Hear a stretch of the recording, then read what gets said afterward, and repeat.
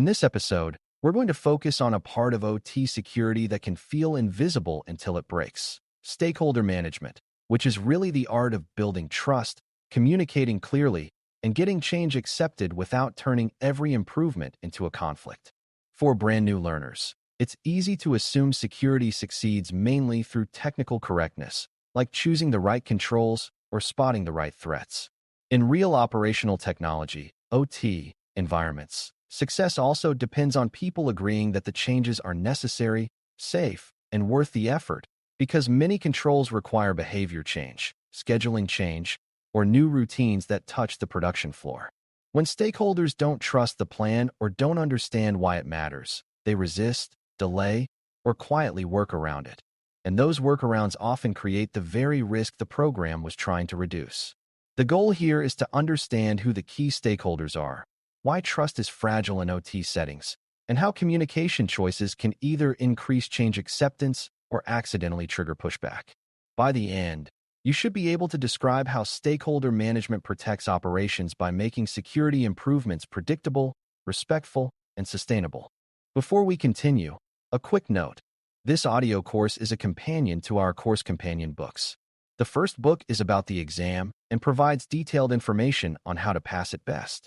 The second book is a Kindle-only ebook that contains 1,000 flashcards that can be used on your mobile device or Kindle. Check them both out at cyber.author.me in the Bare Metal Study Guide series. A good place to begin is with what a stakeholder actually is, because beginners sometimes treat the word as a label for executives only. A stakeholder is anyone who is affected by a decision, depends on the outcomes of a decision, or has authority over whether the decision can be implemented. In OT, that includes operators who run the process, engineers who design and maintain control systems, maintenance teams who keep equipment reliable, safety personnel who manage hazards and protective systems, and security teams who manage cyber risk and governance. It also includes leadership who owns business objectives and budgets, plus vendors and integrators who may have deep access and expertise. Stakeholders can be supportive, skeptical, or neutral, and those attitudes often come from lived experience with outages, rush changes, or past security projects that broke something and then disappeared. A beginner-friendly mindset is to assume that every stakeholder cares about safety and stability, but they may have different fears about what security will do to their day. Stakeholder management starts by respecting those fears as real signals, not obstacles to bulldoze. Trust is the central currency in stakeholder relationships, and in OT environments, trust tends to be earned slowly and lost quickly. Operations teams often trust what is predictable, because predictability supports safe execution, stable schedules, and consistent quality. Security teams often trust what is controlled and observable, because control and observability reduce uncertainty and reduce the chance of unseen compromise.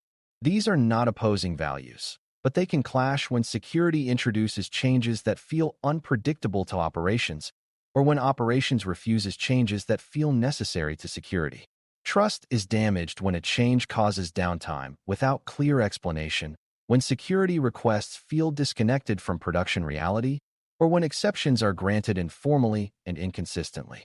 Trust is strengthened when security shows up early in planning, listens to operational constraints, and delivers improvements that reduce risk without creating surprise disruptions. For beginners, it's helpful to remember that trust is built from repeated small experiences, not from one persuasive meeting. If stakeholders repeatedly experience security as considerate and competent, change acceptance becomes easier over time. Communication is how trust is built, but in OT it has to be the right kind of communication, not just more communication. A common mistake is to explain security in purely technical terms, because many stakeholders are not deciding based on technical elegance, they are deciding based on operational impact. Another common mistake is to communicate only when security wants something, which makes security feel like an interrupter rather than a partner. Effective communication in OT connects the security request to an operational outcome the stakeholder cares about, such as reducing the chance of a line stoppage, preventing misleading measurements, or ensuring that recovery after an incident is faster and safer. It also communicates what will not happen, such as what safeguards are in place to prevent disruption, what testing will occur, and what fallback exists if something goes wrong. Beginners should recognize that clarity is a safety feature because unclear communication leads to assumptions, and assumptions lead to risky decisions on the floor. Communication that supports change acceptance is specific, calm, and grounded in the realities of how the plant runs. Another important part of communication is choosing the right level of detail for each stakeholder group, because too much or too little detail can both create resistance. Operators often need to know what will change in their workflow, what symptoms to expect, and what to do if something behaves differently. Engineers often need to know what dependencies are being touched, what traffic flows might change, and how the change will be validated. Safety stakeholders need to know how the change interacts with hazards and protective layers, and whether any safety-related function could be affected. Leadership often needs to know how the change reduces risk and what resources or downtime it requires, because they are balancing multiple priorities. Security sometimes tries to deliver one message to everyone, but that usually fails because it either overwhelms some audiences or feels vague to others. A beginner-friendly rule is to keep the core story consistent while adjusting the supporting details to match what each group must decide. When people receive the detail they need, they feel respected, and respect is a foundation for acceptance. Change acceptance is not just about agreeing in theory. It is about stakeholders being willing to live with the change day after day. In OT, many changes have long tails, meaning they introduce ongoing routines like access reviews, additional steps for remote support, new approval requirements, or new monitoring procedures. Stakeholders ask themselves whether the change will make their work harder, slower, or riskier, and they also ask whether the change will actually reduce the problems they fear most. This is why security needs to explain not only the security benefit, but also the operational benefit, such as fewer mystery outages, clearer troubleshooting data, or faster restoration during incidents. It also helps to acknowledge trade-offs honestly, because pretending a change has no cost makes stakeholders suspicious. Beginners should learn that change acceptance improves when security shows it understands the operational cost and has a plan to minimize it. When stakeholders see that security is making the change as easy as possible while still meaningful, they are more likely to support it and less likely to create workarounds. A major reason stakeholders resist security changes is fear of downtime, especially unplanned downtime, and that fear is rational in industrial environments. Many production systems cannot be restarted casually, and even short interruptions can cause scrap, missed shipments, or unstable process conditions. This means the security program must treat uptime risk as part of the security design, not as an annoying constraint. Stakeholder management here involves making downtime risk visible and manageable through planning, testing, and stage deployment. For example, security can propose changes that start in less critical zones, validate behavior, and then expand carefully, rather than demanding a wide, sudden rollout. Security can also coordinate changes with existing maintenance windows and ensure rollback plans exist if something does not behave as expected. Beginners should see how this builds trust. When stakeholders experience security as careful and operationally literate, they become more willing to approve deeper improvements later. The most effective stakeholder conversations are often the ones that begin with operational safety and continuity, because those are shared priorities that everyone understands. Stakeholder management also includes handling the reality that OT environments have strong informal power structures, not just formal job titles. The person who approves a change on paper may not be the person who can make it succeed in practice. A veteran operator might be the one everyone listens to during a crisis. A senior controls engineer might have the deepest understanding of legacy dependencies. A maintenance supervisor might control whether work can be scheduled without disrupting production.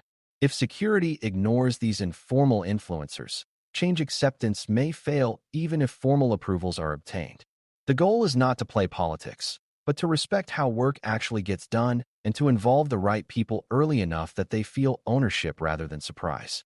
Beginners should understand that stakeholder management is partly about mapping the real decision network, which includes both authority and influence. When informal leaders support a change, adoption becomes smoother because their support signals safety and practicality to everyone else. Trust and communication become even more important when vendors and third parties are involved, because vendor needs often create the most contentious security debates. Vendors may request persistent remote access, shared accounts, or broad network visibility to support troubleshooting, and operations may want to grant it because uptime is the priority during failures. Security may see those requests as creating major exposure, especially if the vendor environment is outside the organization's direct control. Stakeholder management means finding a path that supports operations while still reducing unnecessary risk, such as time-limited access, clear approvals, detailed logging, and controlled pathways that limit what remote sessions can reach. It also means setting expectations in calm times, not only during emergencies, because emergency decisions are usually riskier. Beginners should learn that stakeholder management is not about saying no to vendors. It is about turning vendor access into a governed process that preserves accountability. When vendors understand the rules and operations understands the protections, trust can increase rather than decrease. Communication during incidents is a special case where stakeholder management can either stabilize the situation or increase chaos. During an incident, operations needs clear guidance on what is safe to do, what symptoms to watch, and what actions are being taken to contain risk. Leadership needs clear impact framing, such as whether production is stable and what recovery options exist, without overly technical detail that confuses decisions. Security needs information from engineering and operations to understand whether what looks like an attack might actually be an operational failure, because the response differs. Poor communication can lead to contradictory actions, like one team isolating a network path while another is relying on that path to stabilize the process. Stakeholder management here is about setting clear roles, using consistent terminology, and keeping messages focused on decisions and outcomes rather than speculation.